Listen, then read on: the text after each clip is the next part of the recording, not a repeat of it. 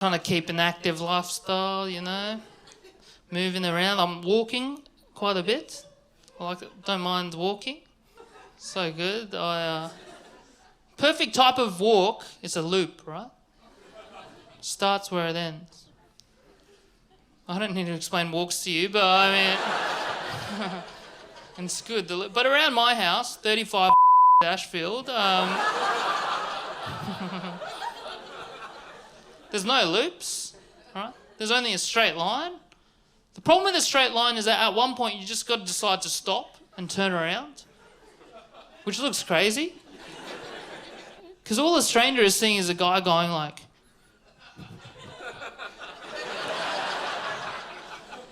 I can't be doing that in my neighbourhood. Like, I can't look crazy because I'm regular, you know. And so I had to figure out a way for this to look normal. I spent the day brainstorming. Came up with this. I get to the spot, and I take out my phone, open up Google Maps, and go...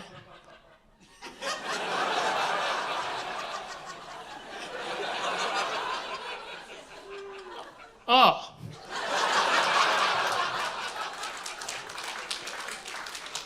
And that works perfect, right? Because all the stranger is seeing is this is just a regular guy going on a normal walk and he can't find his friend's house every day. I mean...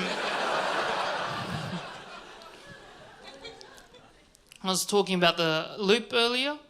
You guys remember that? Saying it's a perfect walk, but I was embellishing. Because a loop, it does have its own problems. The closest loop to me is called the Bay Run. A couple of fans. The Bay Run, I can't walk there because it's too far, so I have to drive to the walk, which I find interesting, because you're taking a superior mode of transport to a lesser form of transport. Sometimes I'm wondering when I'm getting out of the car if the car's thinking, okay, if you want.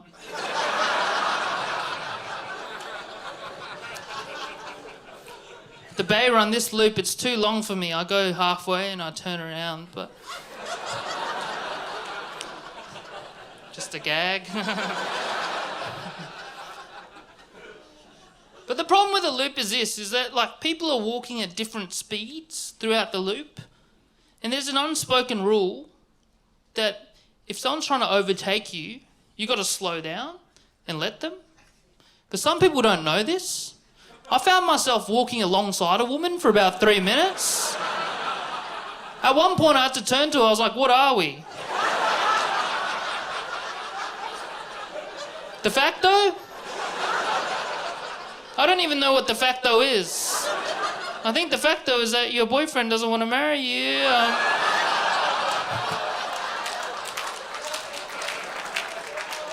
Sorry, babe.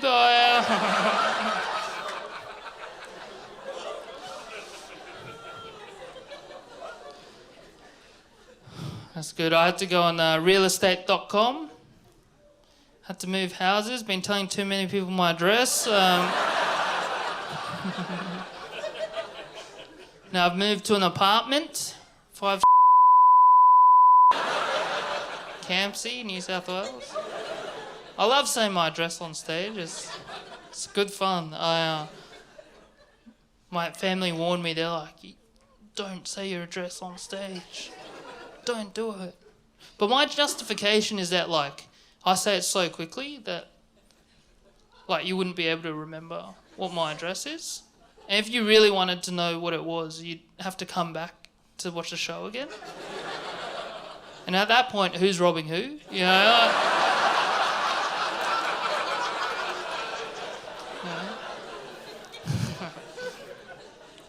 Moved houses, this new apartment. I'm living alone for the first time, and a lot of my friends, they warned me. They're like, you're going to slip into bad habits. There's no accountability. You're going to slip into bad habits. And I already feel it, you know? I'm doing my poo-poos with the door open,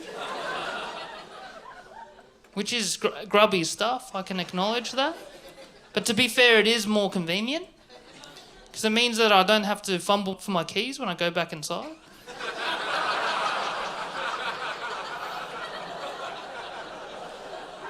I'm doing them in the stairwell. I think Strata cleans it up. I'm not sure. It's not there in the morning. But a lot of you probably out there, you're thinking, Aaron, you've moved houses, but are you still walking? It's a beautiful question. I am. I love walking. I walk anywhere. Everywhere I go, I'm walking. I'm serious. My favourite walk of all time is in the Adelaide Botanic Gardens. So beautiful. It's a stunning place. Took so many plants home. This is beautiful walk. The time I did it, I got there at the crack of dawn, 10:30 a.m. and real early in the morning, bright and shine, and got there 10:30. I saw there was a sign that said guided walks, 10:30 a.m. That's the time I was there. And there was a woman standing next to the sign, and she was trying to get me to come on the walk. She's like, come along. I said, no, thank you. Because I don't need any help. You know what I mean? I'm not trying to be arrogant or anything. I just think that it is an easy thing to do. Because the universal benchmark for something not being hard is a walk in the park.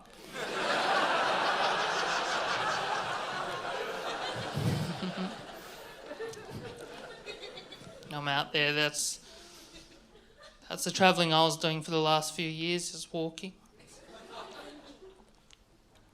Well, I did a bit of travel right before the pandemic. I did worldwide trip. You remember that? Worldwide trips? Not bad. I was in China right before it happened. I didn't do it. I was in China. I was mucking about there, and then I got quite a cheap flight to Italy.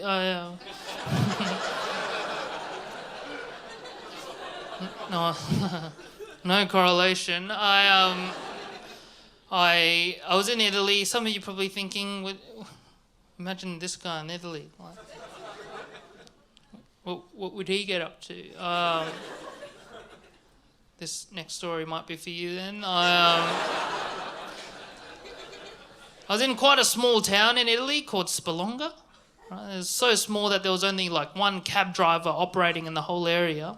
And I had to get into the train station there from Rome, like it's a little train trip, and then into the station and to meet the cab driver. I was meant to get in at 11 p.m. That's what time I was meant to get to the station, but due to the Italian administration system and general work ethic, I didn't get in until 12 a.m.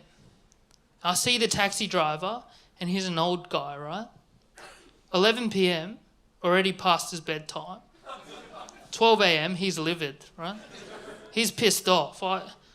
I see him and I try to ease the situation, because normally I'm pretty good at complex social dynamics. But my regular arsenal's out the window, because he can't speak English, and I can't speak Italian. So it's an away game, right? But even still, like, I try to get him back on board. I put my bags in his car and get into the passenger seat. Limited Italian, I know. I try small talk on him. But every bit of small talk I do, like, he gets even angrier and even angrier. And we've been through all the pastors.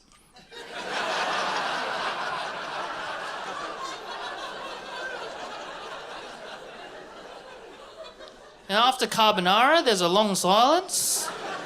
Huh? I'm freaking out because I don't know where he's taking me. We haven't agreed on a price for the trip. Do you know how scary that is? He's speeding down highways. He's like swerving all about. My life is in his hands. And in this moment of panic, I notice on the stereo it says the letters CD, which is universal for compact disc. It means this is this guy's music, right? He liked it enough to buy a copy of it. So with that in mind, I took my phone out secretly, opened up an app called Shazam. Tells you what song's playing, right? Shazam it. It's an Italian pop singer called Franco Battiato. Keep that in my mind. I put my phone away. Don't want him to think that the phone has anything to do with what's about to happen next. I'm sitting in my seat, geeing myself up for the biggest gambit of my lifetime.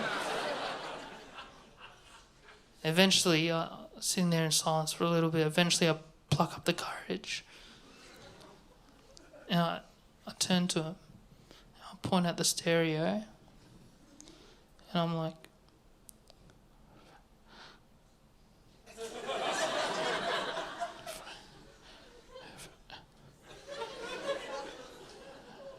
Franco Battiato? He doesn't say anything. He's silent. He's silent for like 5.5 seconds. Longest 5.5 seconds of my life. Felt like 6 seconds. But eventually he goes, Franco Battiato. See. Bravo. I was like, bravo?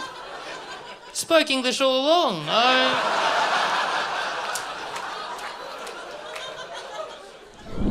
This is the kind of stuff that keeps me awake at night, that gives me anxiety, which means I can't sleep. Thinking about my children's future. What is the legacy of my generation? It feels like it's Armageddon. Yeah? Which is why I made a decision in this particular show that I am not going to moan about my children in this show. No, I'm not going to do it. They've got enough to worry about. They've got enough to worry about without having their mum moaning about them on stage, okay? And the other reason I'm not going to moan about my kids is because what I've realised as a stand-up comedian is that when I moan about my kids, people don't like it. I'll tell you the people that really don't like it are the people that don't have kids. They ain't got the patience for it. They're like, oh, right, sorry, are you going to be moaning about your children again? Right, well, do you know what? If you didn't want them, you shouldn't have had them, right? But now you've got them, you're going to moan about them. I don't think so. Look at me. See me. I chose not to have children. I'm child-free and I made the right decision. But now that you've got them, you're going to moan about them. I don't think so. Do you know that we're on the brink of an environmental catastrophe? Have you even thought about your carbon footprint? You haven't thought about your carbon footprint, but now you're going to go on stage and moan about your children. I don't think so, sweetheart. Because if you didn't want them, you shouldn't have fucking had them. And it's not like I can even turn to these people and go, well, actually, they were an accident.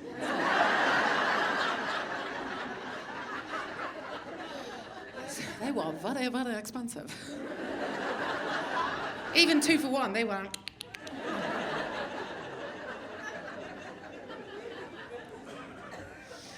I don't really understand why people get upset with stand-up comedians.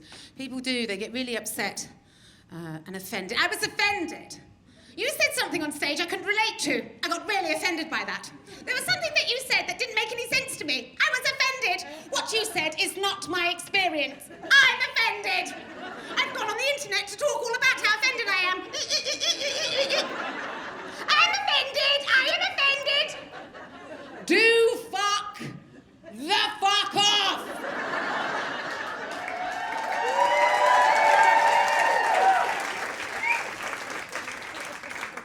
Be offended by a stand-up comedian? Are you mad? No one should be offended by anything a stand-up comedian does. We're completely unimportant. I tell you what you should be offended about. Be offended by food banks. Yeah? Be offended by the fact that there's private companies pumping sewage into our waters. Be offended by the fact that we have a government that thinks it's acceptable to send refugees to Rwanda. Be offended by that. Don't be offended by some... Do you know what I mean?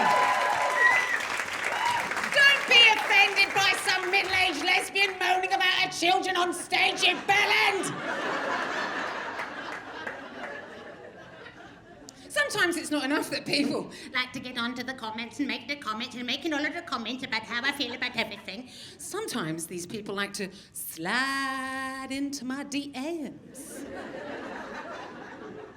Now listen, Bristol, I don't like to make generalisations.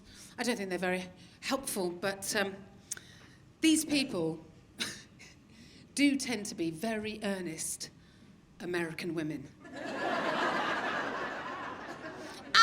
Shocked and I was appalled by the level of aggression you show your children in your stand-up comedy. I've been a mother for over 40 years, and let me tell you, there has not been a day, nor an hour, a minute, nor a second that I have not enjoyed in the presence of my children, because children are a blessing from God, Jesus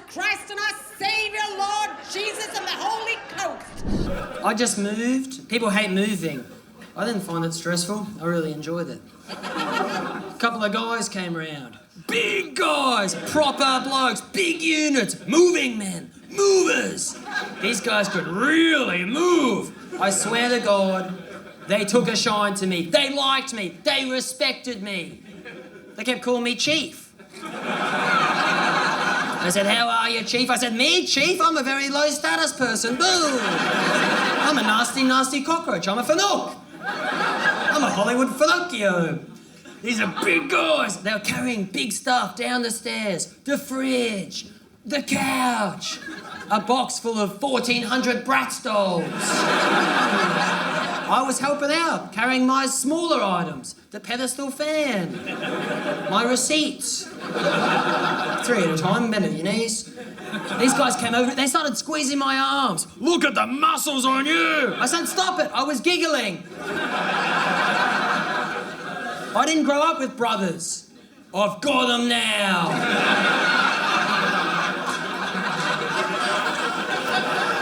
You might not want to mess with us that much. They loaded everything into the back of the moving van. I didn't know much about this moving van. Forgive me, but I never looked into them. I didn't know much about these moving vans at the time. So I gave these guys my new address. And I don't have a car, I don't have wheels, so I said, I'll meet you there. I'll get an Uber. The guy says, an Uber? Yeah, I suppose you could get an Uber. Or you could always ride up front in the van with us. Pick up my jaw from the ground, yes please. Riding up front with my guys, where do I sign? These moving vans, they got a seat between the fellas, this is a stupid fucking crowd. There's a seat between the guys. Are you listening? It's for emergencies. There's a little seat. It's a whisper. It's for a guy. It's for a guy like me. I was crammed in there. I was squished in there. Ooh, they were sweating. I liked it. I still haven't washed my shoulders. I've been licking the build-up of salty brine. We stopped at a servo. I said, I'll grab us all some pesetos. They only had Passiones. The guys didn't care. One of the guys said, a soft drink's a soft drink. How do you reach that level of acceptance and zen? We're driving along, we're hooning down Cleveland. We're setting records on Cleveland. This guy started cracking jokes. Really rude, highly offensive, totally inappropriate, blokey, bawdy stuff. You know what I mean? The kind of stuff where I thought, oh, whoa, you're not allowed to say that anymore. I couldn't help myself. I was screaming with laughter. I said, if this is toxic masculinity, poison me to death. I'll die now. Take me now. Take me now, Anubis. Take me now, Anubis, you jackal-headed bastard. You slobbering lord of the netherworld, I am ready. The new place isn't really working out. It's my fault. I ate a crusket on my bed. Who knew the humble crusket could generate so much debris? I've eaten a muffin on my bed. That was fine. A muffin, that's a soft crumb. That's a soft crumb. That increases the value of the mattress. A crusket, that's a hard crumb. That is a shard. That's 1,000 daggers. I am lying in a savoury Chernobyl. You think you found the last bit of crusket? There's always more crusket. We will never reach crusket zero. You will never sleep again. Nobody told me this stuff. No one sat me down and said, listen, never eat a crusket on your bed. I didn't get an education. The system failed me. All I got was vague advice. Be yourself. I'm a wretch. Never give up. Please. Follow your dreams. They're illegal.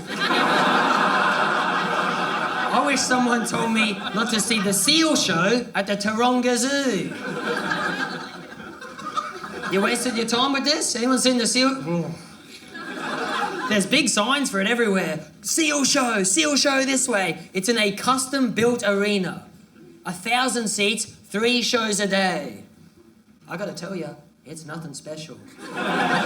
This seal show, the seals do a few good tricks. A lot of the stuff I could do, seriously. I could. The seals, they stink. They smell like wet clothes. The seal show is very informative. I would say, too informative. They say these seals don't have external ear flaps, and that's why it looks like they do not have ears. Yeah, that's great. How about you save that for the pamphlet? Don't put that in the fucking show. You built an arena for factoids? And then it gets really depressing really fast. Oh, by the way, all the seals are dying.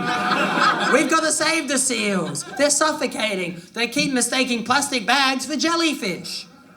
To be fair, we've all made that mistake. Oh my God, there's 5 loose jellyfish in the pantry. I was in the park, I saw this guy walking his dog. He made the jellyfish eat its shit. I hate the seal show. I've been banned from the seal show. I've been banned. I kept going back, trying to sabotage the seals, shining my laser pointer into their eyes. Only 2 people have ever been banned from the seal show. Me and a woman called Francesca Martinez. And that was me as well. Wearing an elaborate disguise, doing a pretty iffy Portuguese accent. I want to be seeing him. I want to be seeing the seal. Terrible being an intelligent woman trapped in a Scottish accent and living in Ireland. I didn't know this was my voice till I moved to England, right? In my head, I talk like Stephen Fry, and then moved down south and started going into shops, and people just looked at me like a dog was barking at them.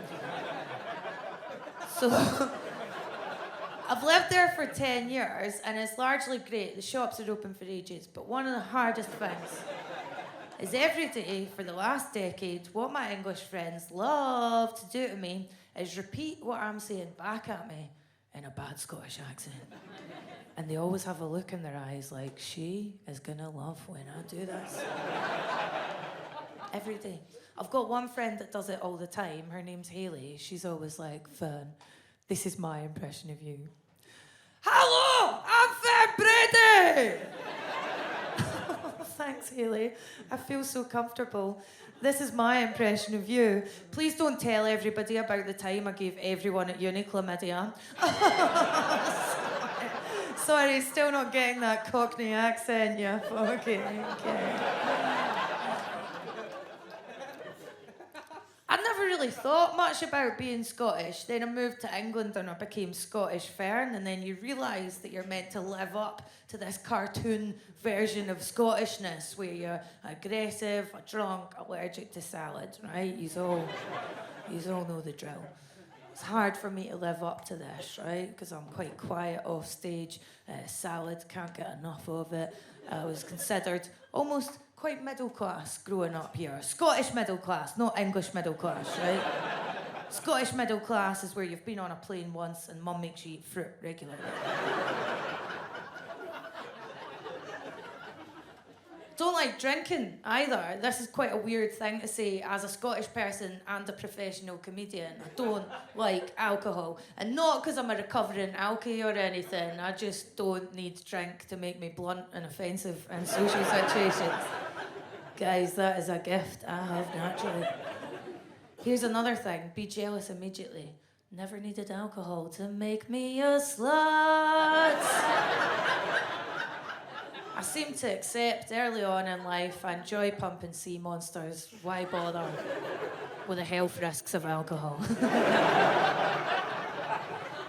Big time stoner. Who needs memories? Turns out me for this job.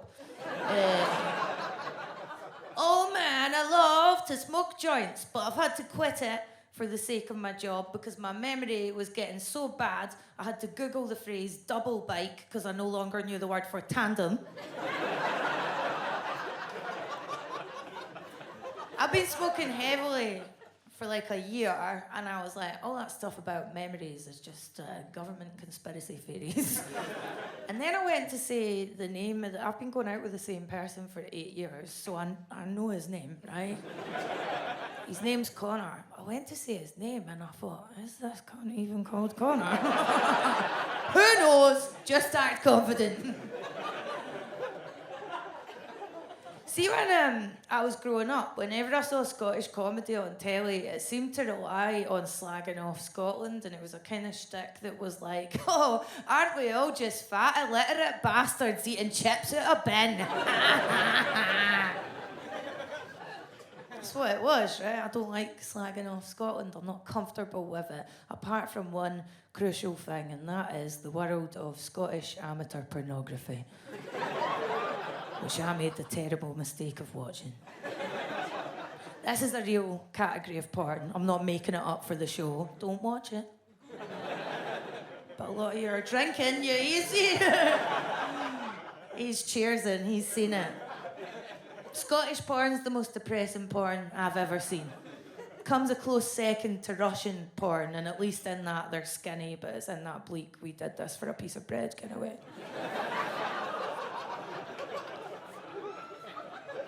I've watched literally every Scottish porn on the internet for the purposes of this show. Some of the clips, you're like, how can I even tell these people are Scottish? There's not much dialogue. Let me tell you, I knew.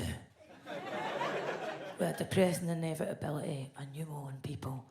Because it was just pale, hairy white bellies smashing against each other in close up like water balloons filled with yoghurt. Every few seconds, a wee voice off camera would go, oh, aye. Or memorably, tug on my pubes, Rona!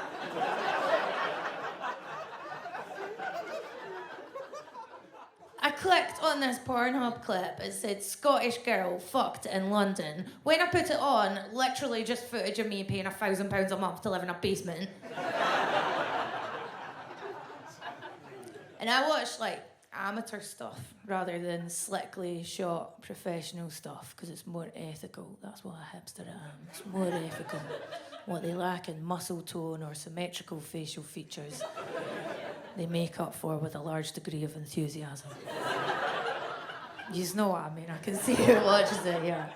I've had to stop watching it and go back to the professional stuff. I'll tell you why. Firstly, can't control the soundtracks in people's homemade sex tapes. I had to turn off someone's amateur porno because they were playing the song Everybody's Changing by Keane in the background. Oh, which will come first, climax or me killing myself? And here's another thing. I don't judge any of you if you want to make a sex tape, but for the love of God, would you lock up the pets beforehand? You know the number of times I've just sadly closed my laptop during a porno? Because there's been a couple pumping away in the foreground, really happy, really oblivious to just the sight of their proud cat sauntering in the background. Meow! This is my time to shine! I put one on the other day. It had a couple were just dry humping American college amateurs, and in the background there was just a sad little Yorkshire Terrier. Dogs are pure innocence and goodness, just looking at them like, please take me a walk. I watch lesbian porn, mostly because straight porn is largely made for straight men, so it'll have these blowjob scenes that go on for 10 to 15 to 20 minutes. Well, why don't I just watch someone file a tax return? Men in the audience, do you hear how many more lady laughs are coming after that bit? I have like a list of little tasks that I need to get done round the house, and the one that never gets done, and I feel bad about it every day, I always think about it, is whenever I put a porn on, I'm at the beginning of a wank. It's another fantastic day as a self-employed lady. I think it'd take you seconds to put some blue tack or a bit of tape over the camera of your laptop, and you never do it. And one day someone's going to hack into my laptop and steal footage of me wanking. That's the thing, yeah? then it's career over or the start of a glorious new career. This is what stops me doing it, I think. Don't flatter yourself. Realistically, who's going to want to watch footage of a 33-year-old woman in full winter pyjamas? Sheets pulled up to my chin because I'm a Catholic. Don't want Jesus to see. Or my dead grandparents' dirty voyeurs. Triple chins, just... completely dead-eyed. Who needs facial expressions, man? Facial expressions are for when you're with other people. There's a market for that, though. There's a market for dead-eyed Scottish women in porn. I know it. Whenever I get asked to describe my comedy, I always say it's accessible, observational stuff, suitable for the whole family, right?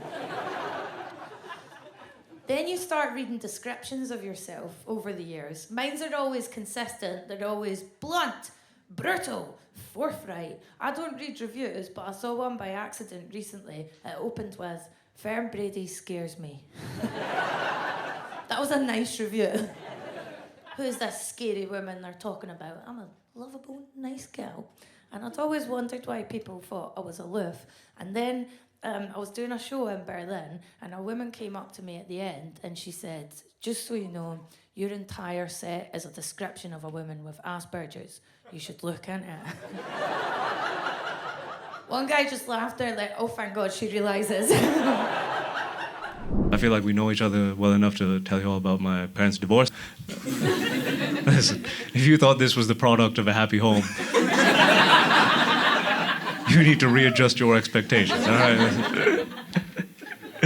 They finished the process of getting divorced when I was about 15, 16 years old, and I was very surprised because I always thought divorce was some rich people shit. I heard my parents were splitting up, and my reaction was, wow, the family's doing better than I thought.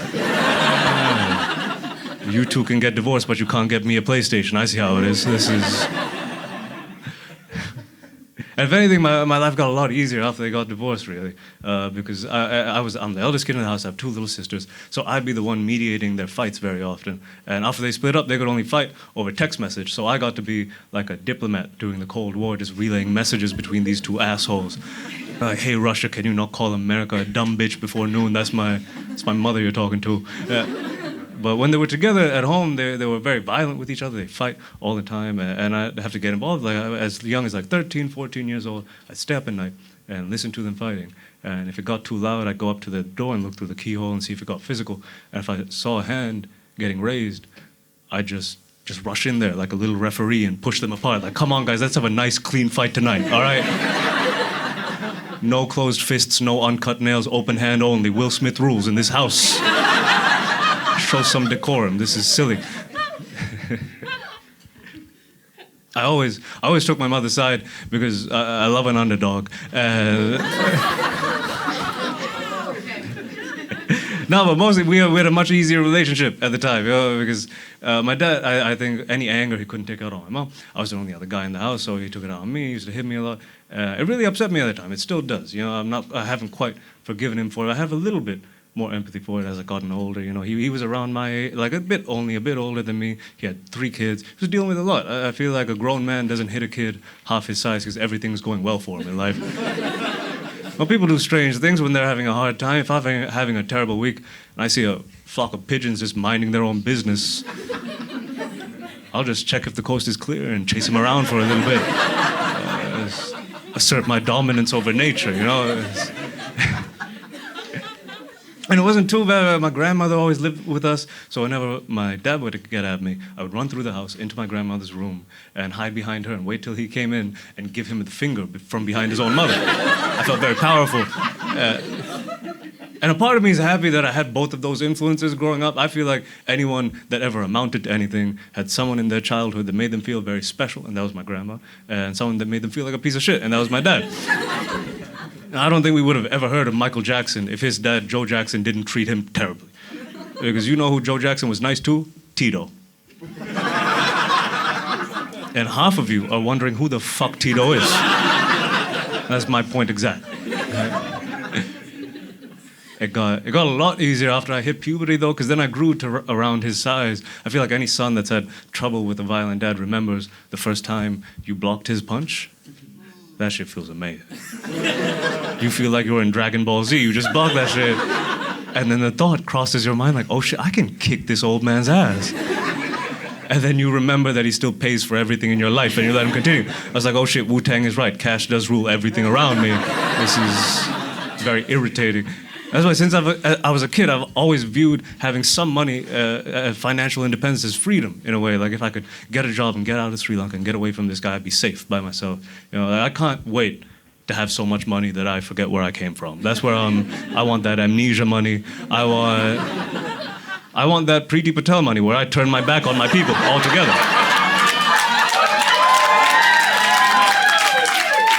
Strange thing to clap for, but all right. No, really, because people say they have principles, but everybody's got a price. If I'm being completely honest, mine is not that high. You throw me a few grand, I'll go to the beach and kick back refugee boats myself. Like, not today, you broke motherfuckers. These are my white people. I got here first, finders keepers. This is... I told you not to clap. This is... Yeah, the first place I left Sri Lanka for, I went to medical school in Malaysia. I went to medical school because since I was a kid, I've always been very passionate about financial stability. Why else would you do this terrible profession? I learned that at a very young age. You know, I feel like it's unavoidable growing up in Sri Lanka. You learn at a very young age to dream practically, you know, like aim lower. I remember when I was a kid, I'd want to do dumb things, what I thought was dumb at the time. I told my parents once that I want to be a chef, and they looked at me and said, as far as the world is concerned, boy, you're a cook. And that sounds very harsh in a way, but I really feel like they were protecting me. I really do. And just to iterate their point, my dad sat me down and put on Ratatouille for me, which I thought was a beautiful, uplifting film. But he was like, no, really watch this. This film takes place in Paris, a city full of immigrants, just like you're going to be when you leave home. And who got the job? A French rodent, all right? This is where you stand. Why did he get it? Because he knew the owner's son. This is what you're up against.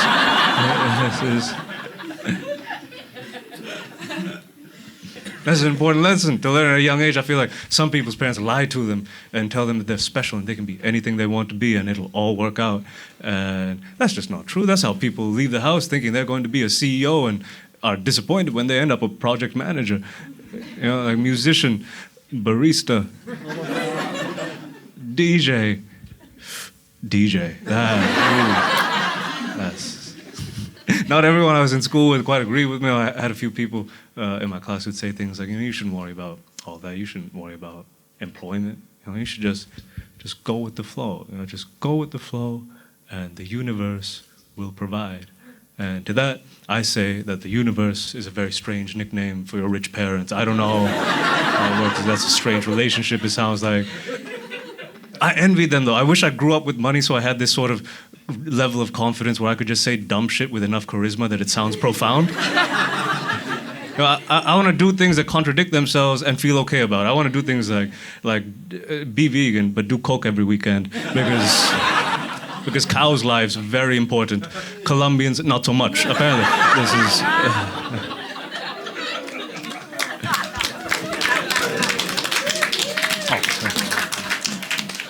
You know, these are the same sorts of people that say things like money won't solve all your problems. You know, money won't. This is some shit that only someone that has always had money would say. Because if you've been broke, you know that at a certain level of brokenness, money solves literally all of your problems, 100% of them. So I went to medical school. It's a very strange situation. It was Newcastle University in the UK set up this very sketchy twinning campus in Malaysia. And I remember them advertising it in Sri Lanka, and the banners read, "First world education at a third world price."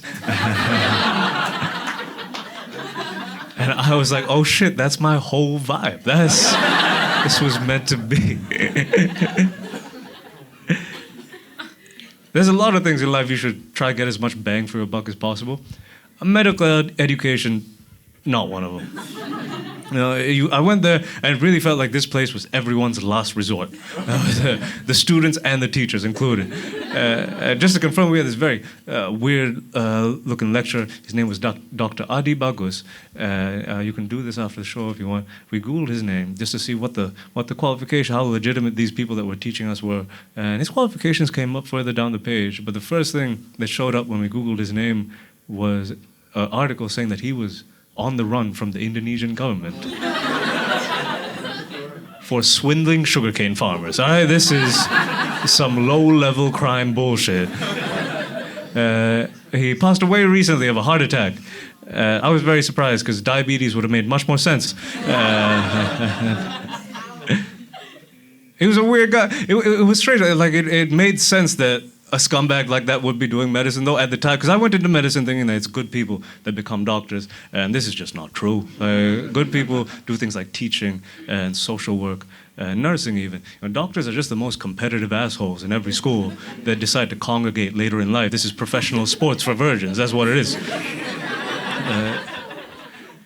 I went to this place, it was in Malaysia. Malaysia was a very interesting place to go to school. It was a very conservative country, even more so than Sri Lanka. It's not great to begin with.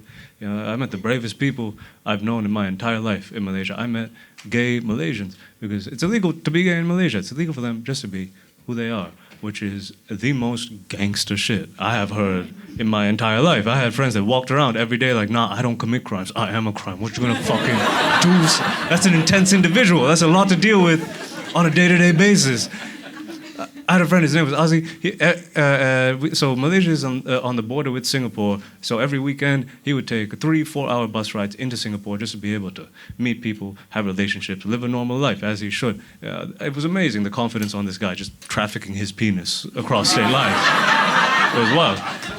Just risking going to jail to get some dick. It was amazing.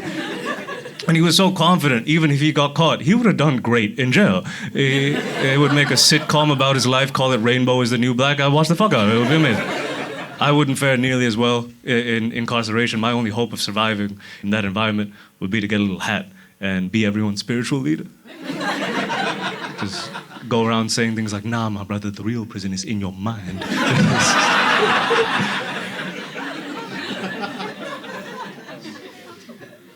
4 hours on a bus to get some dick, though. I must say, that must have been some truly amazing dick on the other side of that border.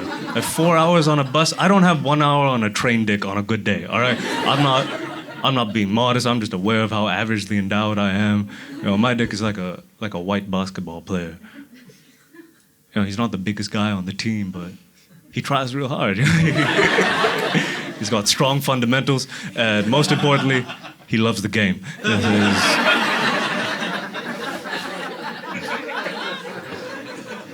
That is your one dick joke for the evening, people. He was from a very conservative family, my friend. So now that he was away from home, he'd just say the wildest things completely out of context. I think just because he felt free to do so for the first time. Like, we'd be having dinner together as a group, and he'd just randomly say something like, I like Chinese boys because their little dicks don't hurt my asshole. And that was a lot. I didn't know how to take that. Like, is it homophobic if I think that's racist? What are the rules in this situation? How does this work exactly?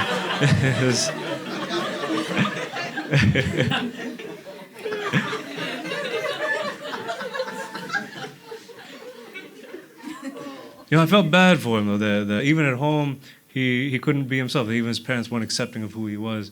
Now, that's one thing I feel like I got lucky with my parents. As much trouble as they gave me, they were very liberal people, especially for the region of the world that we grew up in. My mother, a little bit too much, if anything.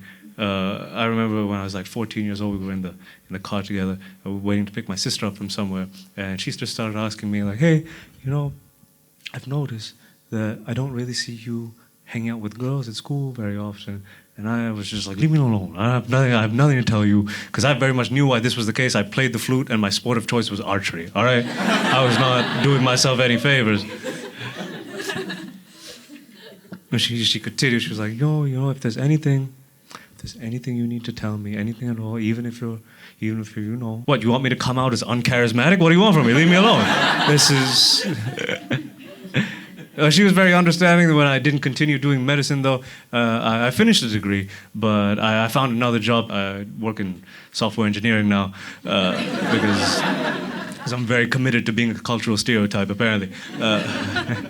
A lot of the family was very upset that they no longer had a doctor to brag to other relatives about. But my mother was real nice about it, mostly because she still uses me for free medical advice, because this woman is too cheap to go see a real doctor. And it's fine most of the time, except for one instance where she thought it would be a good idea to ask her son about her contraceptive options. Because boundaries, what are those, you know? The subtext of which being a mother asking her son, hey son, I want to start fucking again. I need you to help me do this safely. Listen, if this is what progress looks like, I don't like it, all right? I want nothing to do with it. She's Australian, man, you know. She is taller than me, and I think that she's taller than me because she's Australian. You know, because I've been to Australia, and generally Australian people are taller than Scottish people, and I think it's because they grow up with uninterrupted access to the sun. So they just grow up, you know, like sunflowers. Whereas in this country, we just kind of grow in whatever direction we can. You know? Like weeds through cracks in the earth, just like, please. That's why all our old people were shaped like that, you know, because they just kept going. Like, I love my granddad, but he stands as if he's been walking into the wind for decades. It's just like... This one is an impression of a restaurant. Finally, someone's had the courage. Okay. A little impression of a restaurant. Go on, then. Have as much salt and pepper as you like. That's good, isn't it? That is, you're like, yeah, I recognise that. That is a restaurant, and that's half the battle, recognising them. Not an Italian restaurant, though, is it? They keep the pepper to themselves. Jolene is the only song about a man that passes the Bechdel test. Can you imagine going to the woman you know your boyfriend is cheating on you with and just being like, Jessica, I've read the text messages, and let me just start by saying that your eyes are beautiful. Jessica, where did you get those shoes? Anyway, let's talk about something a bit more uplifting. The other day I saw my ex's new husband wearing a V-neck.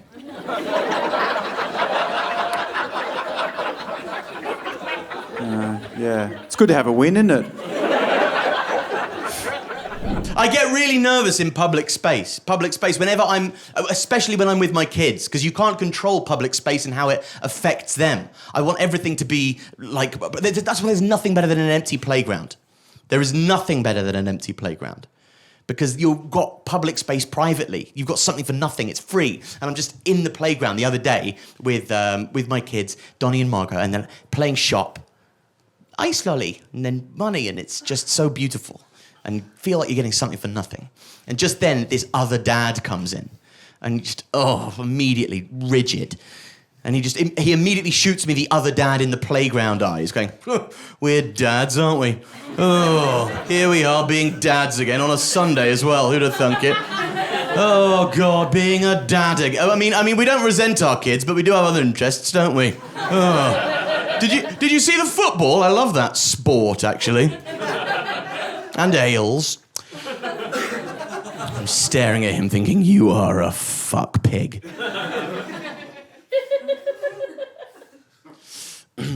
Also, he's a performative dad. Everything about him screams being a dad. I'm a dad, actually. The thing about me is I'm actually a dad. It's a word. Words are obsessed over. It means nothing. It's actions that are important. What's the word dad to me? The word dad is just an accolade I use in bars to try and fuck people. Yes, it does.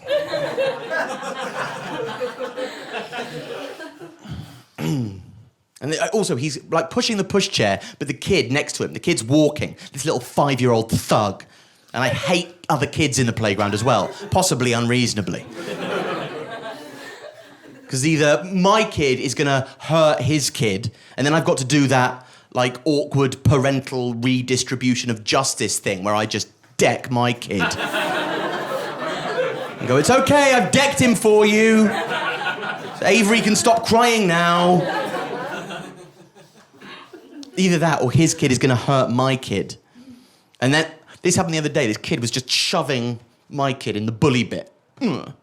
Fucking shoving him. Kid called Innes. Ugh. And when that happens, you just lose all sense of proportional response, all sense of the size difference between you and your enemy.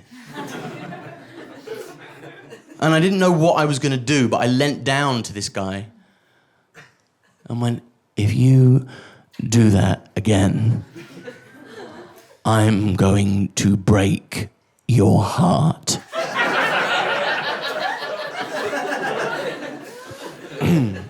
And I don't think I meant in an emotional way. I think I meant in a cardiac way I was going to do that.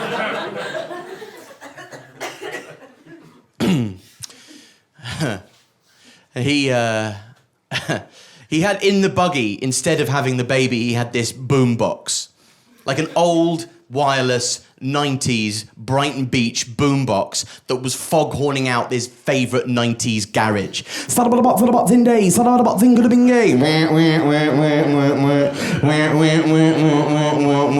And I'm in kind of rigor mortis going, oh my God, I'm going to have to deal with this guy. Oh my God, I can't believe it.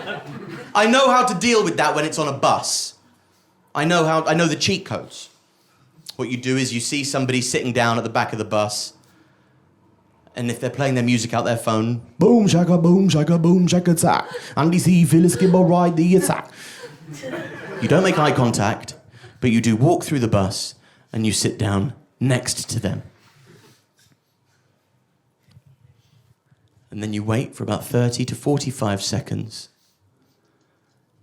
And then just go. Her name is Rio and she dances in the sand.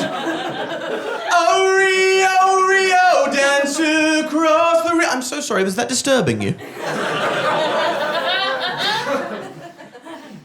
It's quite a funny bit if you ignore the absolutely massive class elements involved.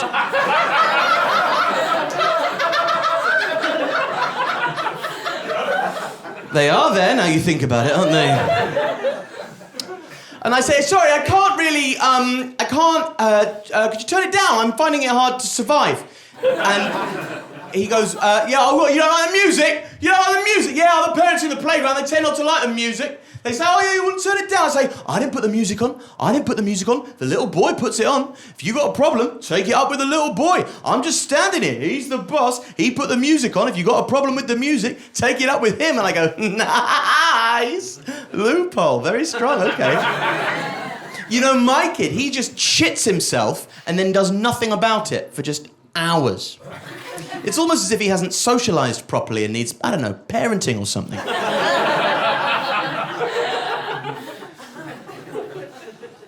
Honestly, swanning about. I'm a good dad. What? You don't know that? I don't know. I think I'm a good dad, but I'm very sceptical of the idea that I'm a good dad because it's in my interest to believe that I'm a good dad. Life's so much better for me when I believe that I'm a good dad. You should always be sceptical of things that it's in your interest to believe. Surely. I realised the other day I would die for my son. It's a nice moment. When you realise that you would die for your son. I was sitting down on a couch next to him. We were watching Ratatouille, so I already felt fabulous. And I just thought, oh God, what if a gunman came in right now and just went, which one of you two? Now! Which one of you goes, which one now? I would just go, that's an easy one, sir. Me. Kill me. That's easy. Ask me a hard one, okay? I will die, obviously. I'm happy to do that.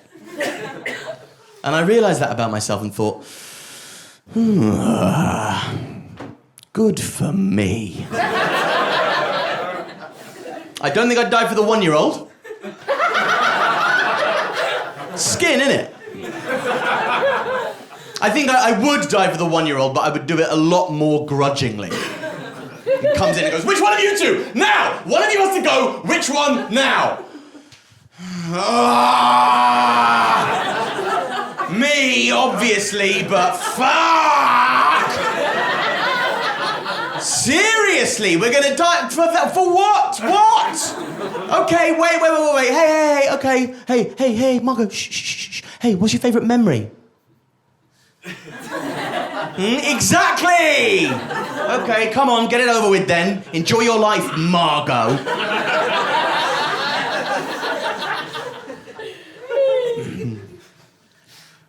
And I'm trying to make conversation with this guy in the playground. I'm so very distracted by the fact that he's wearing Brothel Creepers deep blue jeans, one of those Corbyn Run DMC t-shirts, a velour red jacket with a hammer and sickle badge in the lapel from Stalin's Red Army, and a fez. And I can't talk to him at all, really, without thinking about all of these things. And eventually he goes, how are the nights? And as soon as somebody starts talking in those sort of borrowed expressions, meaningless shit, you don't really want to know. You just want to get through. Like, how are the nights? You ever wish that you could just bleed on command? Somebody goes, how are the nights? You just go, yeah, fine, thanks. 2 tears of blood rolling down. Good. Whenever anybody asks me how are the nights, the only way that I can sort of mentally get through it is to answer it with the soulful commitment and rigorous honesty of an 1860s Russian novelist. But as if I'm talking about my favourite biscuit. So he goes, how are the nights? And I respond, yeah, fine, thanks, nights are fine. The hardest part for me about parenting is the constant intrusive grief fantasies I have about them dying. I imagine it's just one of them and it's my fault, And I don't really trust myself to love the other one, so I've lost both, essentially.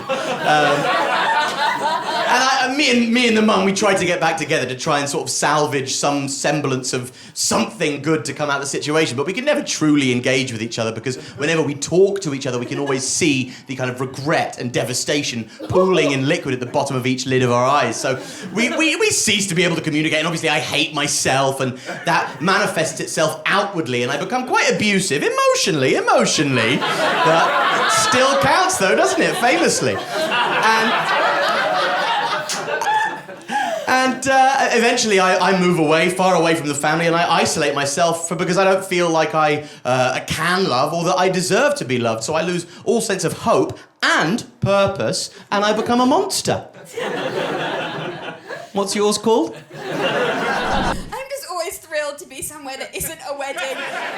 It's just so nice for me. Particularly as the last wedding that I went to, it was back in Kent where I'm from, so my husband wasn't invited. And I got there and I realised I had slept with 3 of the men there. That's quite a high percentage, isn't it? Yeah. It was a small wedding, mainly family. Oh my God. But then I was like, let's reframe this, actually. What a legend. I should tell someone about this, share the good news. I was quite drunk, so I was like, who should I tell? Then I was like, I know who'll appreciate this. My husband. So I messaged him, but because I was quite drunk, my use of past and present tense was off. So I just messaged him saying, I've slept with 3 men at this wedding! Exclamation mark, phone died. The problem in my relationship is that I am a very bad drunk and my husband is sober. And the problem is you drink to forget, don't you? But he remembers everything that I did the night before and then he tells me the next day, which I think is rude. We're very proud of him though. He's been off the drink and drugs for 8 years. It's quite an achievement. Yeah, and I just thank you. I just can't wait till he relapses. Can't wait, counting down the days. Okay. We've been together for a long time now, over 10 years, so it's hard to keep the spark alive. One of the things we did recently that I recommend is we did our love language tests. I don't know if you know about love languages. So you find out what you need in a relationship to feel loved and appreciated. So it turned out my husband's love language was physical touch and quality time. So time spent with me made him feel loved and appreciated. And my love language was acts of servitude and gifts.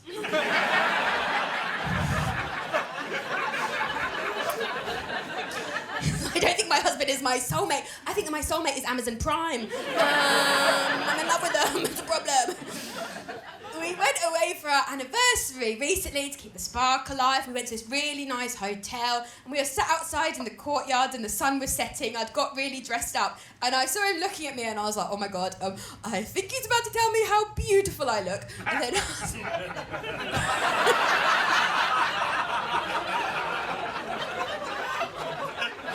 he's in tonight. I thought he was going to tell me how beautiful I looked. And so I was like, yes. And then he just looked at me and he went, Harriet, it's so weird. Like in some lights, it really looks like you have a beard. And I was like, oh, I did not think you were going to say that. Okay, happy anniversary. Enjoy this one because it might be your last. So yeah, we've been together for over 10 years and I have never cheated on him. Thank you. Thank you so much. Thank you. Thank you. I feel so proud about that. And it's because I have cheated in past relationships. And I know that is bad. I know it is a terrible thing to do. You can really hurt somebody. But my God, you feel alive. What a thrill, you know. You're like, oh, they did the phone. Yeah, no, it's a very bad thing to do. And I got a taste of my own medicine because early in my relationship with my husband, before he got sober, he cheated on me. And for a lot of people, yeah, that would be a deal breaker. They'd break up with him and they'd say, that is it, you don't deserve to be with me. But I think actually the bigger punishment is to stay with them and make them suffer every day for the rest of their lives. I'm like, did you do the dishes? And he's like, no. And I'm like, remember. He does them. One of my friends said that the best revenge if someone cheats on you is to sleep with their best friend. But my husband's best friend lives with his mum and doesn't believe in showers. Like, I only would have been hurting myself, you know. For me. I'm the kind of woman that thinks every erection is about me. Do you know what I mean? So like, my husband will wake up with a boner and I'll be like, oh my God. I can't believe I did that. And he's like, Harriet, it's something to do with you, I was asleep. And I'm like, I was asleep too, this is mad. Oh my God. Imagine what I can do when I'm awake. This is crazy. I am so powerful. So yeah, we've been together for over 10 years. So we met before the apps. So we met the old-fashioned way. I don't know if people are dating on apps, but a lot of my friends, they're worried they won't have a story to tell their kids when they grow up about how they met. So me and my husband are so lucky that we met the old-fashioned way. So we can say, when they say, oh, Mummy and Daddy, how'd you meet? We can say, oh, Mummy and Daddy met the old-fashioned way. Mummy and Daddy were at a party and Mummy and Daddy's eyes met over the dance floor and then Mummy went home and fucked someone else. The old-fashioned way! Lovely little bedtime story, so romantic. I was single for a long time before I met my husband and I always thought, like, to be in a relationship, you have to be perfect. That's what I thought, like, for someone to love you, you have to be perfect. So what happens is you meet someone, they just pretend that you're perfect. You know, it's like, hide that crazy deep down. Yeah. And you go out for a bit and you're like, they're falling for this. Yeah, just gotta keep pretending you're normal and you go a bit longer and you're like, yeah, no, I'm cool, whatever, yeah. And I thought what happens is one day you get married and you're like, surprise! It's too late! He's fucked. What I realised is I got into my 30s, I was married, and all my friends in the same situation, they were like, don't you find how in your 30s you get married, all your family is saying, when are you going to have a baby, when are you going to have a baby? But what I realised is that no one in my family was saying that to me. Like, if anything, my mum was like, no rush, you know. My grandma was like, some women are never ready. You just do you. And I think the reason is I'm a bit of a mess. I have a scientific reason. I got diagnosed with something called dyspraxia. I don't know if you know what that is. It basically affects your spatial awareness, your coordination, your thinking can be a bit confused. And I found out I had it because I was at dinner with my family and my sister said, Harriet, I was watching Embarrassing Bodies last night and I think you might have the same thing as the woman on it. And I was like, that is not a sentence you ever want to hear. Okay. And And so I had to get tested for it, and I was so nervous and worked up at this test and what it meant, and the professor was coming to my house to test me, and it was going to take all afternoon, and I got so worked up that I opened the door to him, and I just burst into tears, and I started crying in this poor professor's face, and I was like, I'm so sorry, I just got so worked up this test, what it means. I was like, come in, and I led him into the living room, and I got my foot stuck in a bowl, and so I was crying with my foot stuck in a bowl, and I was like, I'm so sorry, just give me one moment while I just get this bowl off of my foot. And then he was like, no, thank you so much, Harriet, you just saved us 5 hours. I think you got it, love. I think you got it. So I was like, cool, what does that mean? He's like, don't worry, there's a dyspraxia forum for your sort. I really recommend it, bunch of morons. Some people are very serious, it really affects their life, but some people, they're just looking for an excuse. There was this one woman called Sheila, and she was like, hi guys, I don't know if this is a dyspraxia thing, but it really burns when I pee. I don't think that's a dyspraxia thing, Sheila, you know. It's been a heavy weekend, Sheila. Like, you need to lie down, it's a grammar juice, Sheila. It's a different thing, Sheila. It's different. So the diagnosis helped me to make sense of a lot of my life, you know. I lived in chaos, particularly when I was single. I once went home with this guy, right, and I was trying to act really together and really normal, because I liked him. It was the first time I went home with him. We went back, and he went to take off my skirt, and I was like, yeah, cool, mate, whatever. And then he went to take off my pants, and that's when I realised I'd accidentally put on 2 pairs of pants.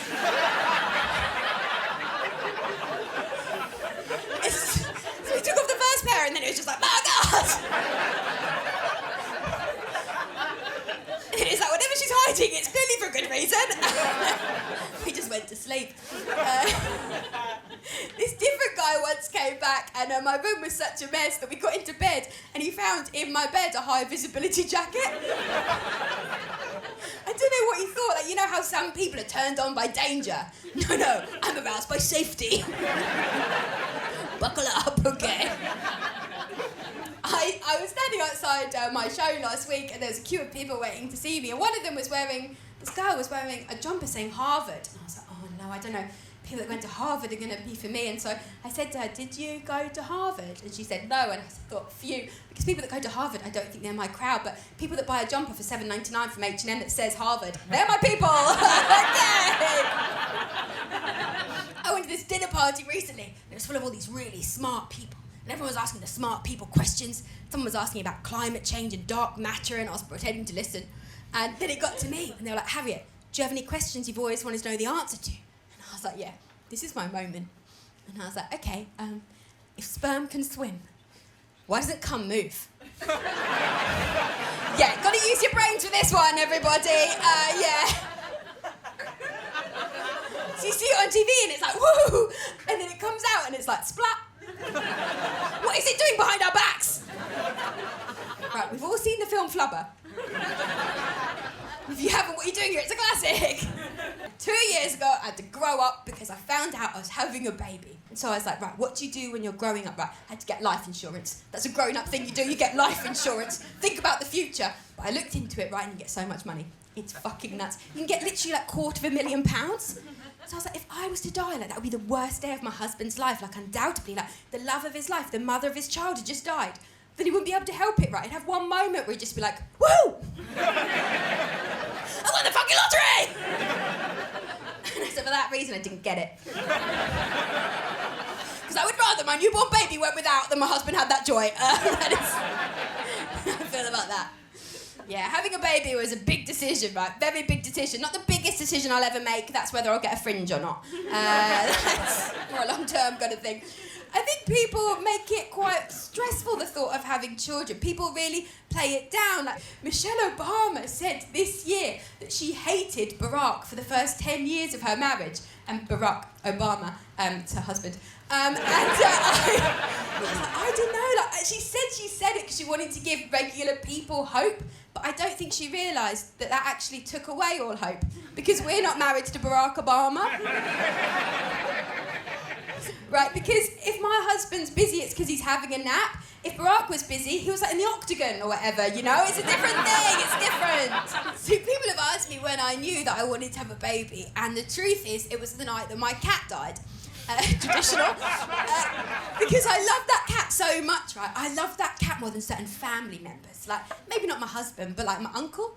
You know, like, when I cried, that cat licked tears from my face. My uncle has never done that. If he did, it'd be weird. I'd be like, get off, Unks, what are you doing? Anyway, so I got back from the vets and I was so sad about my dead cat and I couldn't stop crying. It was this magical evening, it had just started snowing, and I looked down at my phone, I'd been tracking my periods, and I knew that I could get pregnant that night, and then the soul of my cat could get reincarnated into my baby. What? And I told my husband that, and he refused to have sex with me. But I had a baby, didn't I? Okay. And so I knew that I wanted to have a baby, but I knew that I didn't want a boy. You're not meant to say that, right? You're meant to say, I don't care about the gender as long as it's healthy. But the truth is, I would have rather a girl with a limp. And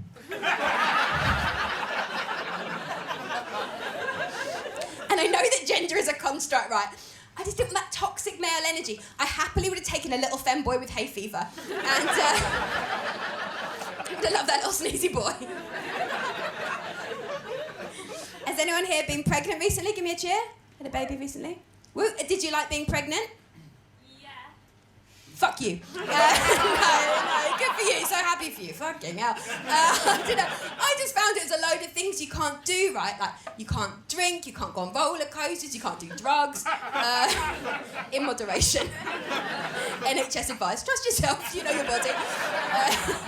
No, I shouldn't do them anyway. I get a rash. I experimented a little bit in my 20s and I'd always react really strangely.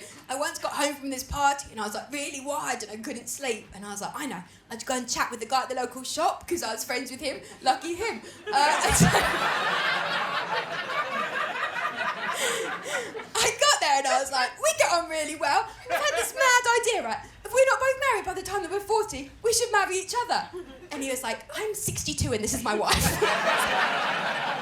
Okay. Interesting. I found all the advice when I was pregnant so patronising. Right? I read this book and they were like, look, you have to eat really healthily and think of the baby all the time. If you do accidentally eat half a pizza, go to bed, wake up the next day, and it's a new day. And I was like, half a pizza? I've never eaten half a pizza in my life. The only time I've ever eaten half a pizza is when I've eaten my own pizza and then said to my husband, are you going to finish that? Have your pizza as well, thank you. And I was so worried about my body changing, and I think all the celebs make it so difficult because they're like, I had to work so hard to get my pre-pregnancy body back. I had to work so hard, I didn't even recognise myself after I had a baby. But what I realised, right, is that my body didn't really change. The key is to have a bit of a garbage body beforehand. I've had a double chin and a wobbly tummy since I was 13. I'm back, baby. yeah. It's the same old me. Okay. So worried because they say when you have a baby, like you can just go around, live your life, just piss yourself out of nowhere.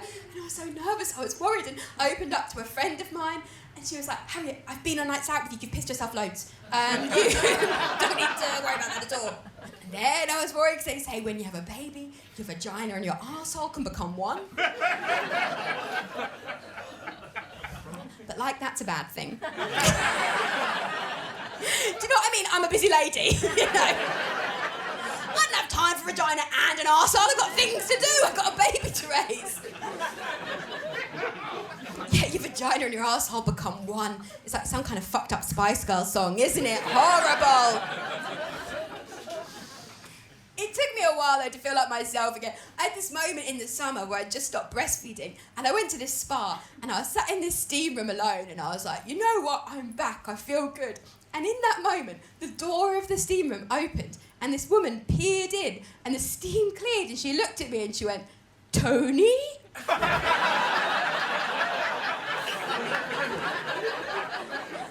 I was like, I'm not Tony.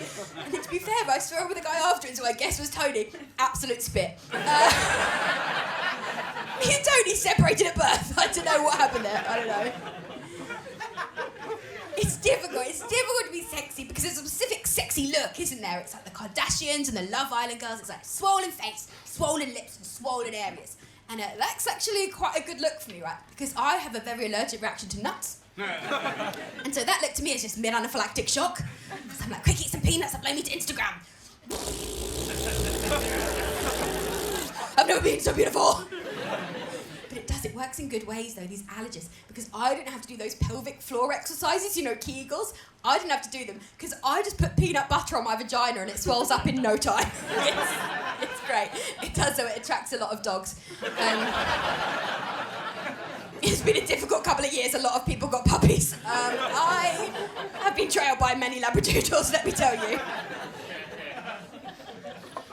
And I was like, maybe I should get lip fillers, you know? I've got some friends that have it. It looks great. Then I read this article and they were like, the idea behind lip fillers is you want your lips to be big, but they're not just big, you want them to be tender. And then you put lip gloss on them and then they look like a wet vagina. And then potential mates are like, oh my God, there's a vagina on that woman's face. I must marry her immediately. But I found a more fun way to do it, right? What I'm just like, I'm gonna smoke loads of cigarettes. Yes, my lips look like a really wrinkled arsehole. Yeah, I know what the boys want. Because the look they're trying to achieve, the Kardashians, is this body shape they weren't born with, where the bits of fat sucked out of places and added to other places to create this cartoon body shape, like Jessica Rabbit, right? But I don't want to be Jessica Rabbit. I want to be a different cartoon. Yeah, I want to be Minnie Mouse. Yes, I want to get all the fats into my hands. Yeah, the massive hands, you know. Just make all the dicks are really small. Yeah. Massive hands, tiny dicks. Let's go. Okay.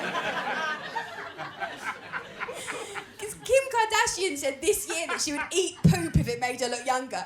And Gwyneth Paltrow was like, ka-ching! Somebody get a bucket, let's do this. Okay. Love cocktails. I find them delicious. I find them fruity. I find them scrumptious. And you know why that's so significant? Ask yourselves as an audience, you ever even heard a 6'1" black man use the word scrumptious before? That's how much they mean to me. You see there, white guys in the room, there's words that I can't use too. I reread the Bible last year. And a lot of stuff gets said about the Bible. Let me tell you something I don't think gets said enough. It is a riveting read. It is riveting. The language is poetic, the characters are flawed and intertwined, the imagery, the ideas. Christianity is not a religion. It is a book club that got out of hand. Aren't they all in a way? Like, it's the great mystery of humanity, don't you think, the Bible? Is it real? Is it made up? Both answers are amazing. Both. Either it all happened and that's one thing, or it was made up. And I hope to God the Bible was made up. Because if the Bible was made up, is without any shadow of a doubt the greatest work of art that humans have created. Without any shadow of a doubt. 2,000 years old, we got it right. First time. No other creative endeavour has inspired that much love, that much devotion, that much anger. No one has ever said, Back to the Future is so good, I will murder anyone who disagrees with me about it. No one straps a bomb to their stomach and goes, this is in the name of Chandler Bing! You know? Like, we have priests and nuns because of the Bible. That is how good this book is. I think comedy is art. I don't think comedy will ever attain that level of art. Ever, ever. Hey, was Sean McLoughlin funny last night? Funny. I'll never have sex again. I'm going to Africa tomorrow to talk to them about Sean McLoughlin. I'm bringing him to Uganda. No, the Bible gets a kick in the Bible. It really does. But it's a good book. It is a good book, and that's why there's so many different versions of it, so people can share those stories with their communities. And everybody has their own Bible. Be you Coptic, Ethiopian, Lad. You know, there's Bibles really.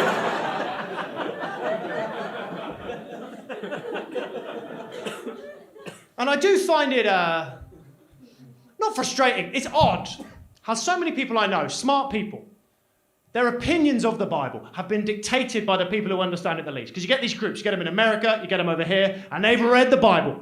They've read all 1,000 pages of the Bible. They know what God was trying to say. They could sum it up in 3 words. And they put those 3 words on their placards. And they stand outside the school and it just says, God hates fags.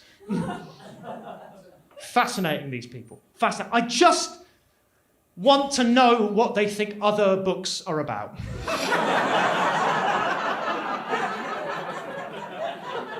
Like, if they hated the Harry Potter series, what would be on those placards? You know, broomsticks are expensive.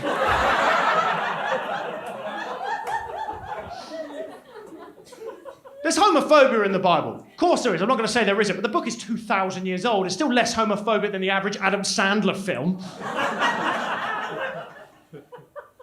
It's a book about decency, I think, at its core. Forgiveness. Turn the other cheek. Be charitable. Find common ground with your fellow man.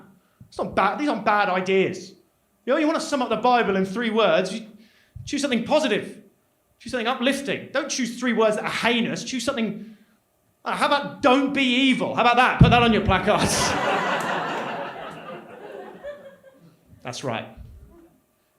That's the second reason why my faith has come back. Because the argument against God was always the same, and it always made sense. Always. It was always, you're an idiot if you believe in God. You're a fool, sir, if you believe in God. You really think there's some all-powerful being who's everywhere, and they know where you are, and they can always hear you. And they know your darkest desires. That's just Google I described. Did I just describe Google? Google is God. Google is God. We killed God and then we replaced it with something far more powerful and far less accountable, I might add. Genuinely, Google and the Catholic Church are so similar. You'd be surprised. They're both very secretive. They try and do good. They fall on their own weight. They don't pay a penny in tax. But, But at its core, the Catholic Church wants people to be good. Fundamentally good. What does Google want? What does it want? It wants to sell us shit. That's all it wants to do. But it's God. Google is God. It's technology, religion, future and the past. Symmetry. And I'm not, who am I saying? I'm not better than... Am I better than anyone? I'm still on Twitter, I'm still on Facebook, I'm on all that stuff. If you want to contact me directly, by the way, I'm on the Daniel Bedingfield Shot 2pack at hotmail.com.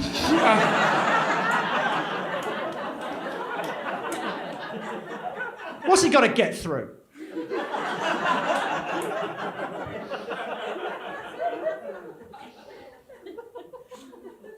Maybe there is still salvation in this world. We killed the gods, but maybe the new ones will bring us something good. Like you think about our old friend Mark Zuckerberg. You think about him. Because we're going to keep hitting this guy. We are going to keep hitting him and hitting him and hitting him. And one day he might just snap. He might just give us what we want. He might walk out onto his front lawn and go, you hate me? Fine. You gave me all your data? You fucking gave it to me, remember? Well, you don't want me to have it anymore? Okay, I'll give it back. And he'll go to a massive hard drive he has in his house and he'll press a button and he'll release everything. Everything he's got on WhatsApp, on Facebook, on Instagram. He'll go, here you go, you want it back? Here's all your data. Here's all your secrets. Here's every late night WhatsApp message you've ever sent. Here's every drunken Facebook message you've ever sent. Here's what everyone at work really calls you. Here's what all your family think of you. Here's all your secrets. You wanted it? Also, here's your genitals. Here's every picture I've got. Here's your dad's dick. Here's your old math teacher's vagina. You want it? Here it is. And he'll release everything. Everything released. A moment of total absolution. And we won't even know where to begin with the amount of information we receive about each other. How can we process that? What? Mary isn't vegan and hates Muslims? What? Everyone knows I shat my pants at the fax machine. That lanky comedian wasn't Lionel Messi. Everyone will know it. Everyone. And we'll just run out into the town square and we'll just look at each other. Everyone will know each other's secrets. Everyone will know each other's business. And for the first time in history, no one will have the high ground. No one. And people will try and claim it. They always do. Like first, a politician will stand up and say, well, what I think we should do is, and everyone will go, why should we listen to you? We all know you shagged that duck. And then an academic will stand up and will say, why should we listen to you? We all know your favourite film is Boss Baby. And then a handsome man will stand up and we'll go, why should we listen to you? We all know you're not really the bass player from Travis. And what do we do in that moment? What do we do? Do we relearn those old ideas? Everyone makes mistakes. Everyone deserves another chance. Or do we do the one thing we're so fucking good at? Do we find someone to blame? Zuckerberg. We find Mark Zuckerberg. We find out where he lives. God shows us through his maps. And we go to his house and we drag him outside and we make him take that massive hard drive with him. It caused us so many problems, so we make him carry it on his back through the city.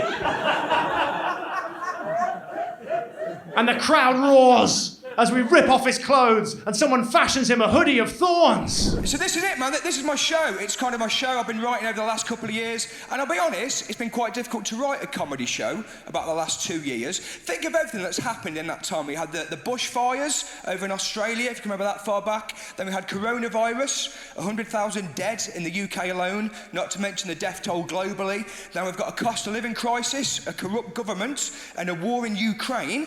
And I've had to take all of that and somehow make it about me. And, I think I've managed it. So yeah, sound. I've been all right, to be honest. I've had a good time. I've been completely fine. Very lucky. I became a dad 13 months ago. Thank you very much. He's actually 9 years old, but I've only just started giving a shit. I'll get stuck in now, I think. Looks all right. No, he's a baby. I'm loving it. Loving being a dad. I can't wait for everything that's to come with fatherhood. Specifically, what I cannot wait for, I cannot wait to be a British dad on a package holiday. That is a pinnacle, I think, to be a British dad on an abroad package holiday. That is my favourite thing to witness, British dads abroad, because it's the 1 week of the year when they're supposed to relax and enjoy themselves. And they cannot fucking do it, can they? They're just on guard the whole time, just sceptical about everything for some reason, right? My dad, from the second he leaves the front door in England, he thinks everybody's trying to rip him off, everyone's trying to get one over on him, and he will not be defeated, right? This sums him up, my dad. First thing he does when he gets abroad, first thing he does when he arrives in paradise, get a safe. Get a safe sorted. Get everything in that safe. Keys in the safe, wallet in the safe, passport in the safe. These people have got nothing. Get it in the safe. He's reprogramming that safe every night at midnight. Like it's fucking Ocean's 11. Cannot relax, thinks everything's going to kill him abroad. Don't drink that tap water. That'll make you bad. That dog's got rabies. Get it in the safe. Get everything in the safe. You can dog in this. He's terrified, absolutely petrified of the minibar.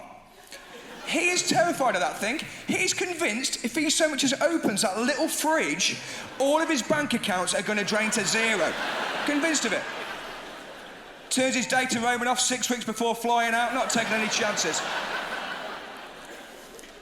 We're mad abroad, British people. We're mental. You know there's British people, right, who go on cruises and they don't even get off the ship. I actually respect those people. I think that's where I want to get to my life eventually, that level of arrogance.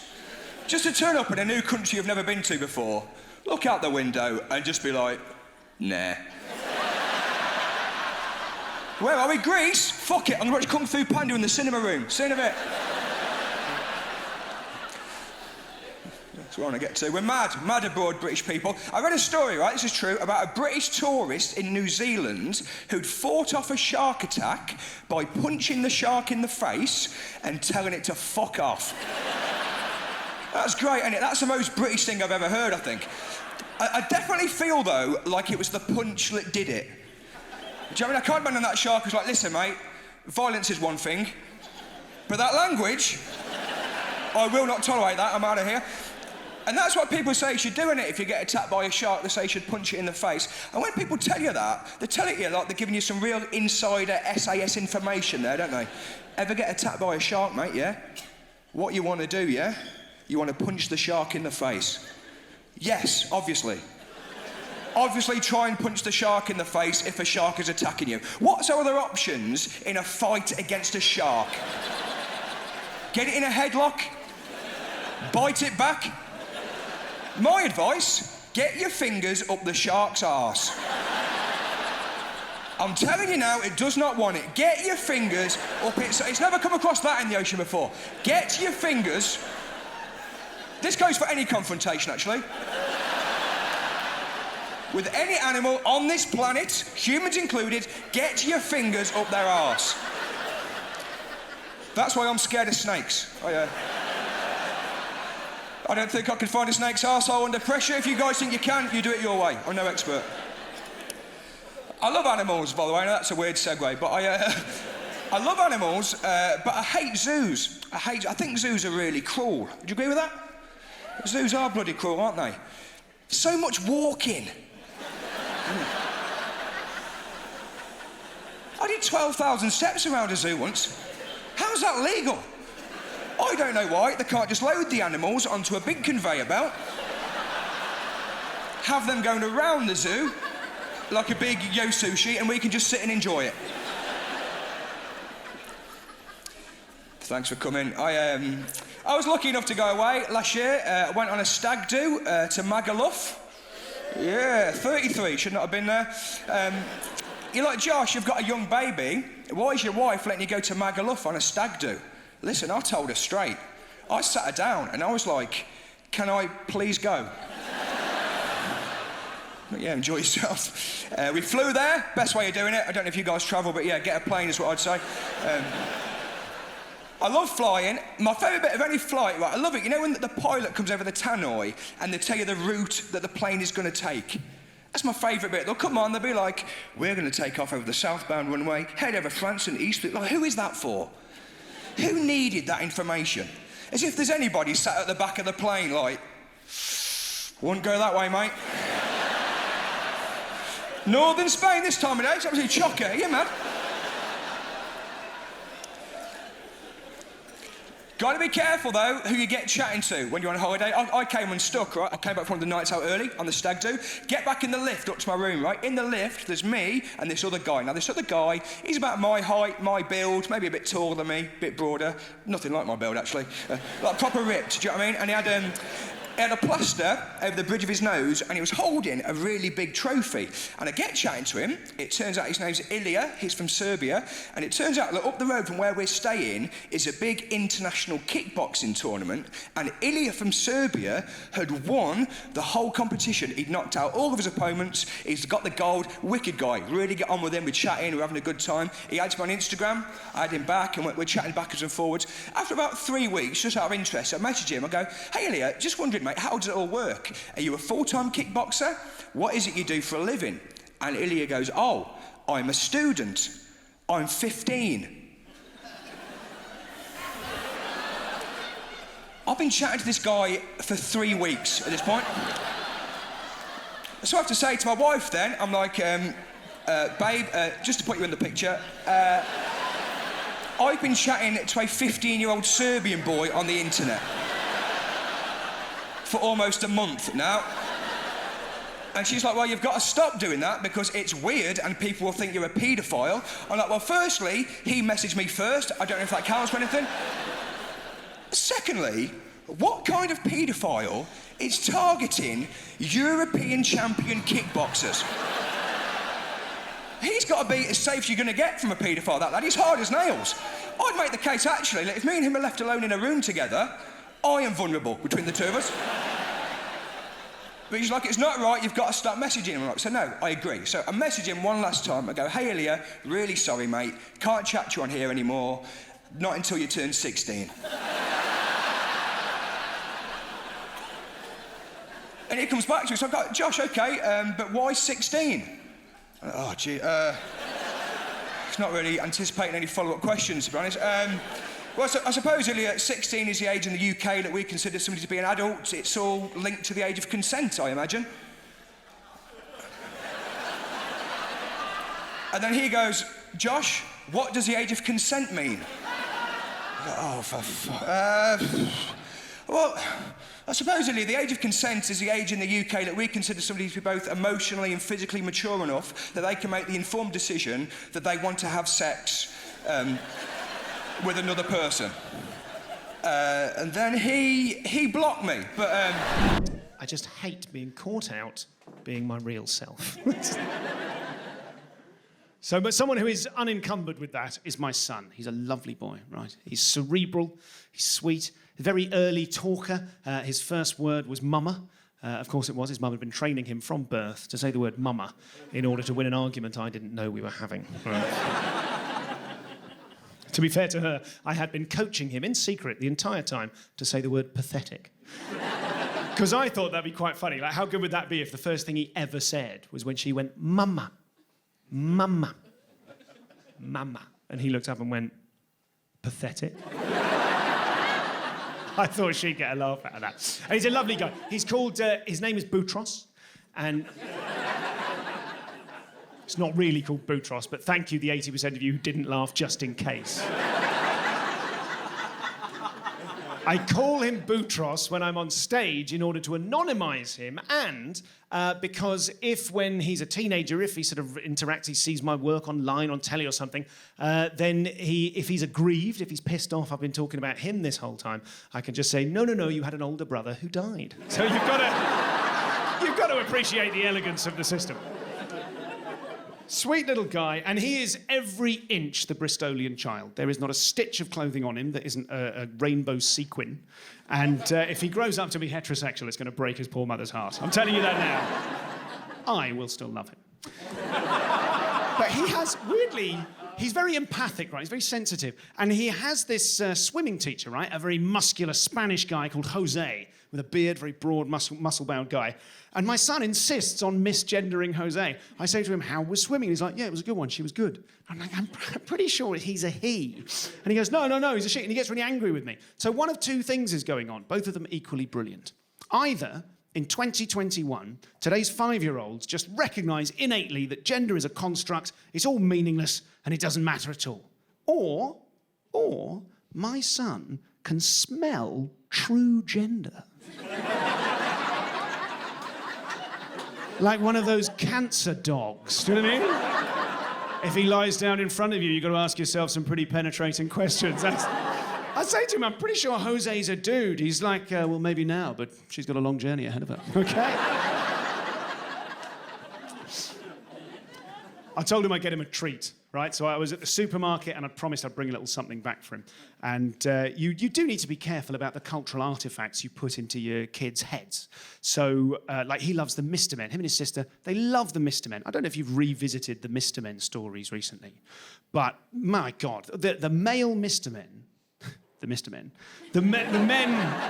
the male ones, they're all called names based on physical prowess and dynamism. They drive the story forward. They're all called Mr. Noisy, Mr. Strong, Mr. Rush, even Bump and Tickle. There's something going on.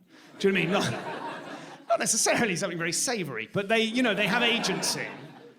Whereas the lady Mr. Men, the little miss, the little misses, they're all called these incredibly diminutive, patronising names. They're all called Little Miss Bossy, Little Miss Splendid, Little Miss Passive and Fat. And I don't know why we put up with it. It's astonishing. So you've got to be careful about the decisions you make. And I'm standing in the supermarket. I'm standing in Big Tesco. Other sizes of Tesco are available. And on one side of the magazine rack, there is a copy of Lego Batman, right? It's Lego Batman. On the other side, there's My Little Pony magazine. Now, I want him to want this, but I know that he wants this, right? I'm fine with that. It's just that I want him to be into Batman, because I was into Batman as a kid. I still quite like Batman. And I just want him, for some reason, I want him to grow up like I did, like Batman, vengeful and furious and alone for some reason. I don't know. But it's like my inner landscape. I think like a lot of men, the inner landscape of my life is like, I'm Batman. Every problem in my life is like a crisis only I can solve. I must never ask for help, and I must get a special car. Right? That's the inner landscape. Whereas his inner landscape is the world of My Little Pony. So everything in his imagination, his view of the world is this sort of lurid, candy floss, hyper-sexualized in a way that he can't really comprehend. Like a kind of quivering bubblegum fuck horse. And so...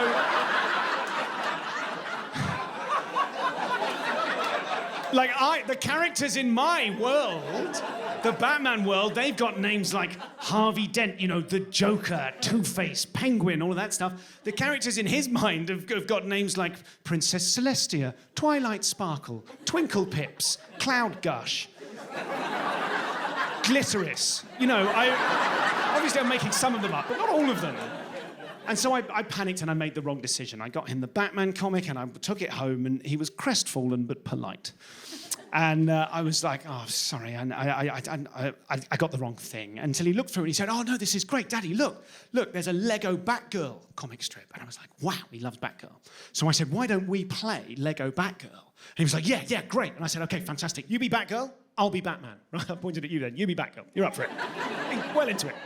You be Batgirl, I'll be Batman. And he went, no, Daddy, I'll be Batgirl, you be Wonder Woman, and you have to call me Sis. Okay? I'm down with that. Sure. So I said, okay, Sis. I think there's a giant robot attacking the city. It must be something to do with Lex Luthor. Let's do a team up. And he says, no, Sis, it's our day off. We're just going to relax. So we did. We built a sofa fort with the cushions. And I said, this is the Batcave. And he said, no, it was a salon. And he let me have Bat Salon. So it was all the more strange then when we had to start doing discipline, right? Because eventually, of course, his baby sister turned up and this sweet, lovely little boy started having incredibly powerful, rage-filled meltdowns, right? Of course he did. He'd been used to being the main guy in the house. Suddenly he had to share power. And it turns out when you're accustomed to privilege, equality feels like oppression. Who knew?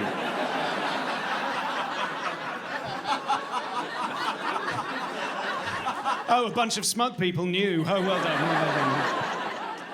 So we had to start doing the naughty step. Now, if you're over the age of 30, you'll probably remember the naughty step from Super Nanny in the 90s. If you're under 30, you might just remember the naughty step. I don't know.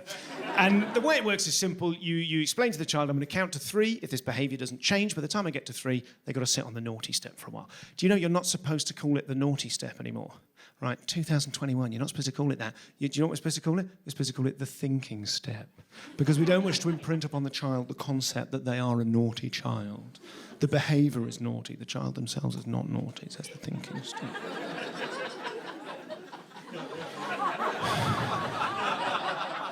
Not in our household. We understand that you have to win the psychological victory early doors. So in our household, it's called the huge disappointment to me and your mother... hatch. That's what we call it. And I'd explained the system the previous week. He was having a meltdown, so I said, listen, Buster, I'm going to do counting. If you don't change this behaviour, I'm going to do counting like we talked about. And his face changed. His face darkened, his brow furrowed. He said, don't you do counting. Bloody hell, Batman. I said, I'm going to do counting. He said, don't you do counting. I said, here I go. I said, 1. He looked at me very coolly. He said, 2. I didn't know what the hell to do. There was nothing in the training material about what to do when your child takes themselves hostage. I'll do it, old man. Try me. What he's done is he's artificially escalated the jeopardy, hasn't he? He's left me nowhere to go. I can't say 3 now, and I feel like he knows that. I didn't know he could count. So now, without ceding any authority, I've got to de-escalate. I've got to sort of take the air out of the situation, but still... I've not had my bluff called this hard since his sister was conceived. So... I said 1, he said 2. I rather weakly said 2.5. He fixed me with his eye contact. He said 3.5. And then the two of us locked eyes. We both sat down together. I lit 2 cigarettes.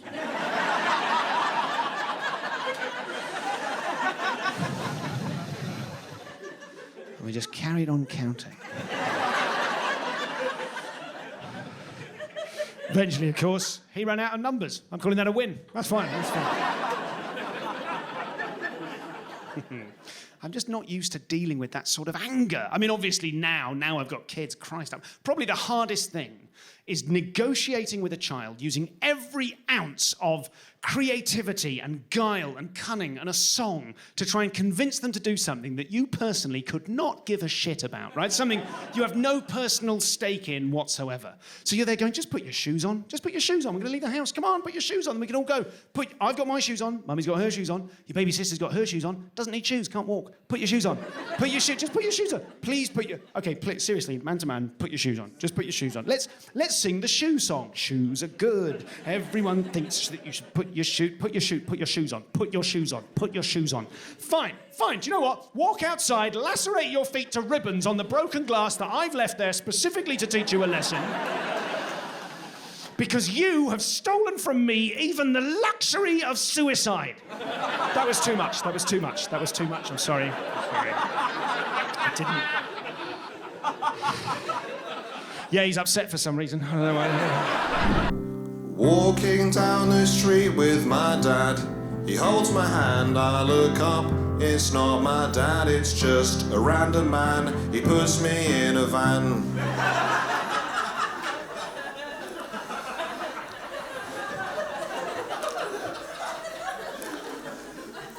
It's part one. Part two, can I? The random man pulls off a mask. It's actually my dad. We both laugh and drive off down the road to an orphanage. He swaps me for a bike.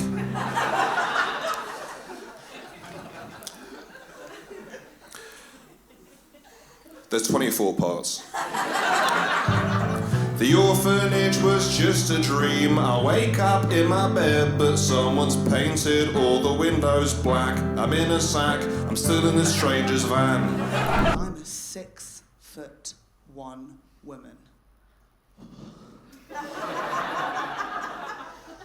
Just people looking at me now like, oh, she's gorgeous. Do you reckon she's got a broad back and speaks fluent German?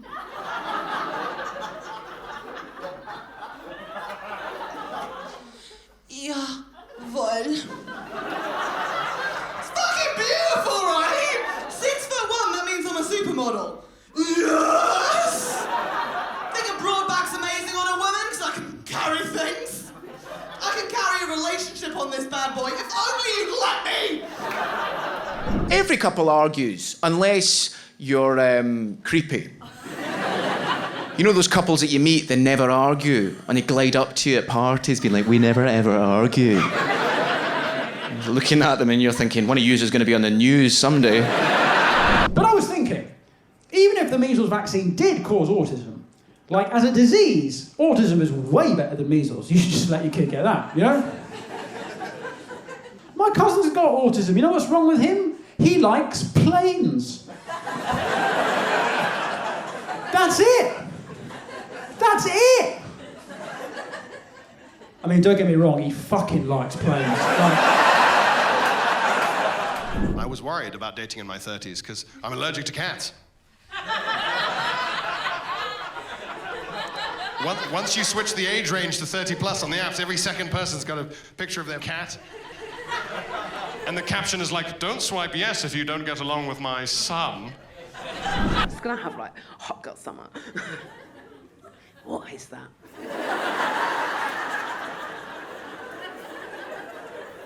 What is it? I've had a look online. I'm not sure anybody knows.